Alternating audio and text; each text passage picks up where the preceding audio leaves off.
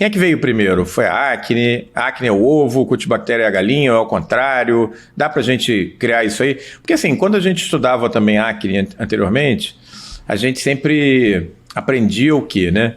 Que o P-acne, o antigo P-acne, era um participante até certo ponto secundário do processo, né? Que entrava num momento mais à frente, não era o evento primário, mas pelo jeito, com tanto avanço e tantos subtipos, é possível que isso tenha mudado, né? Então, como é que funciona esse paradoxo aí? Existe isso? Acne versus Cutinibactério, quem veio antes, como é que é?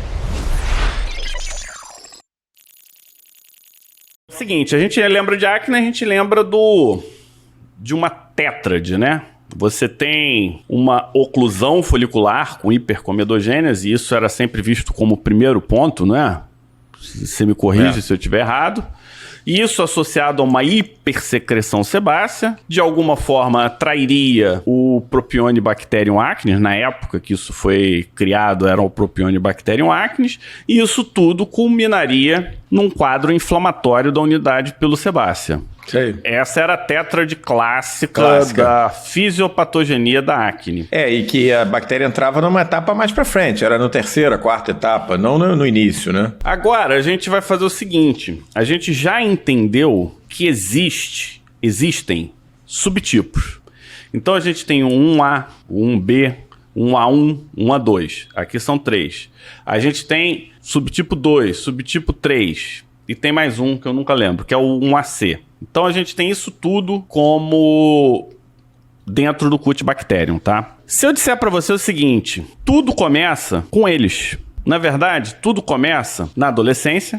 Não existe acne antes da adolescência. Tá bom. A acne vulgar, vamos botar assim, porque, não, tem acne neonatal, não. Acne vulgar, tá? Acne é um diagnóstico sindrômico, a gente tá falando de acne vulgar. Eu não tô falando de acne da mulher adulta, eu não tô falando de acne medicamentosa, eu não tô falando nada disso. E aí você tem uma modificação da qualidade do sebo. E você tem uma modificação também da quantidade de sebo produzida. Então você tem essas duas alterações que vêm com a puberdade. E com isso, você poderia, e isso é teórico, tá? Modificar a qualidade do seu Propionibacterium. Porque você tem ele não predomina na superfície, mas quando a gente vai pro folículo, e principalmente naquela região infundibular da saída do sebo, ele é o principal. Então, quando entra nessa região, o que acontece? Os estudos hoje mostram não existe diferença de quantidade de Cutibacterium entre quem tem acne e quem não tem acne. Legal. Então, quem achava que era hiperproliferação de Cutibacterium acne estimulado pela secreção sebácea, se deu mal. É errado. Hoje já se sabe disso, isso é ponto passível. Não tem aumento da quantidade. Se não tem aumento da quantidade, eu tô falando de qualidade. Então, dependendo do Cutibacterium, diferentes metabolismos acontecem.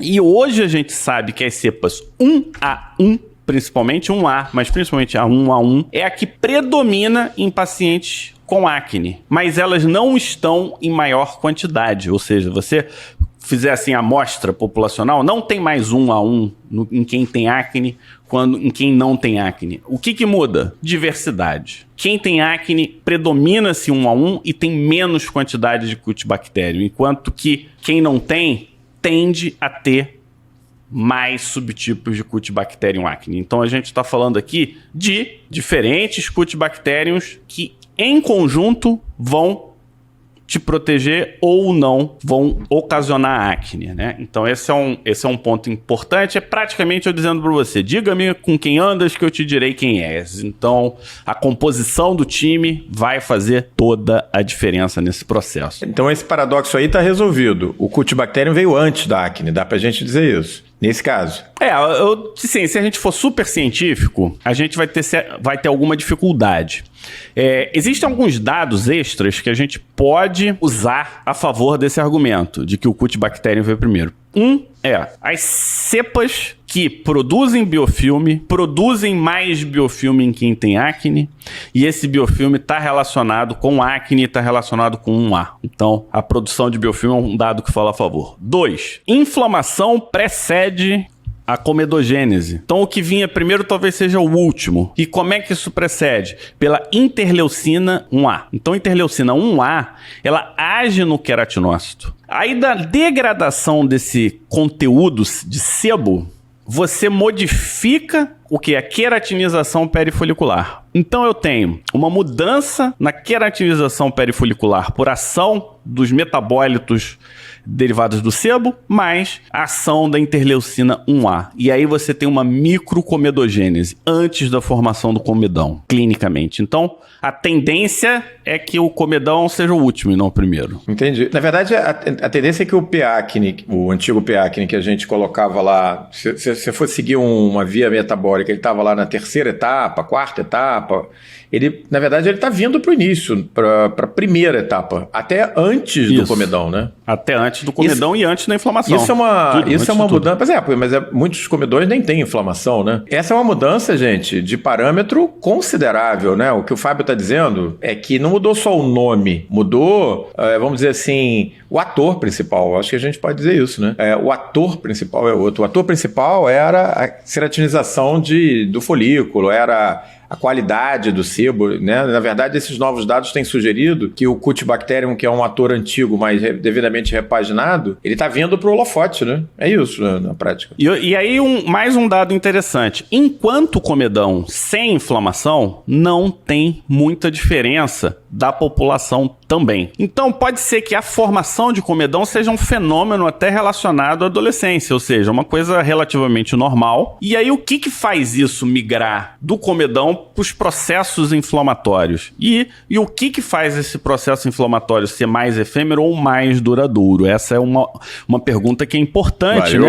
A gente entender, porque a gente entendendo isso, a gente pode estruturar a nossa estratégia terapêutica um pouco diferente. E aqui eu vou dizer o seguinte: no momento que tem pústula, começa a predominar 1A. Então, 1A é importante. E aí, o que um 1A tem de diferente dos outros? Com o seguinte detalhe: o 2, Cutibacterium 2, predomina nos sadios. Então, cara, alguma coisa tem que ter aí de diferente, né, Omar? Não pode ser assim, alguma coisa. O que tem de diferente? Então, eu vou falar. Primeiro, plasmídio só tem no 1A, não tem no 2. Então, e isso eu já vou explicar, que isso tem a ver com uma coisa que chama-se com CRISPR-Cas, que é não importa a sigla, quem botar na internet acha. O CRISPR-Cas só está presente no 2, principalmente no ribotipo 6, porque aí ele é subdividido, tem vários nomes e tal, mas eu estou colocando aqui para o pessoal saber e depois poder pesquisar de forma ativa. E aí, o que acontece? O CRISPR-Cas protege o Cutibacterium de bacteriófagos, que é uma das fontes de transferência de gene. E 2, o CRISPR-Cas, ele destrói material genético externo, principalmente os virais. Então, ele é protegido desses plasmídios e além disso, ele tem uma atividade de lipase menor. Então, ele metaboliza menos a gordura. Então, a gente está vendo que é um A metaboliza mais a gordura. Ele tem, então, genes de virulência. Então, vamos fazer a seguinte sequência. Muda-se a qualidade do sebo. Essa mudança de qualidade do sebo modifica a qualidade do microbioma, havendo, então, perda de diversidade do Cutibacterium acnes. Então, você começa a ter uma seleção com perda de diversidade. Aí você tem inflamação por ativação da imunidade inata, né? Que a gente não entrou em detalhes, mas a gente sabe que está relacionado à imunidade inata. Você tem ativação da lipogênese local e de atividades inflamatórias.